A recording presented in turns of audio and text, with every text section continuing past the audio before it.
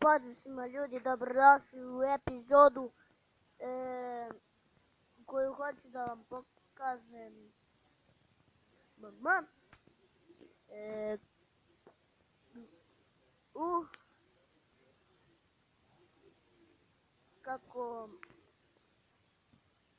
Kako izbaciti klip na YouTube.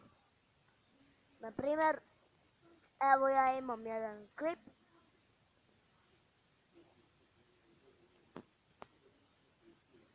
To sam ja izbacio. Idete, na primjer, ovo je to. I idete YouTube. Idete YouTube. Majka! Kucate naslov, opis. I tako posle kliknete to.